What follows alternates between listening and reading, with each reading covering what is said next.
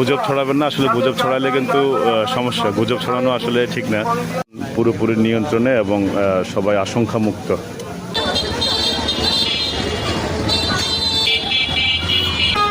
নোয়াখালী সদর হসপিটালে নাকি আগুন লাগছে, এ নিয়ে মানুষের ছোটাছুটি, রোগীদের ছোটাছুটি। আসলে আমরা এখন বিস্তারিত দেখবো আসলে কোথায় আগুন লাগছে।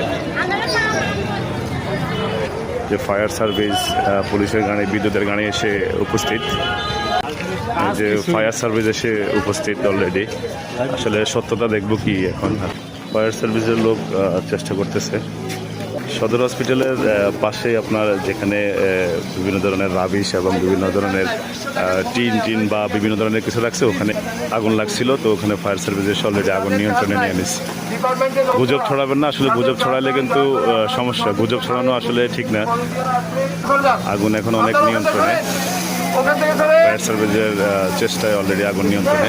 তো এটা আসলে আরও বড় দুর্ঘটনা ঘটতে পারত, কিন্তু আল্লাহ রক্ষা করছে বিদায় আলহামদুলিল্লাহ এখন পর্যন্ত কোনো দুর্ঘটনা ঘটে নাই। আবারও বলবো যে আসলে গুজব ছড়াবেন না। তো ভিডিওটি জনস্বার্থে সবাইকে জানার উদ্দেশ্যে শেয়ার করে দেবেন।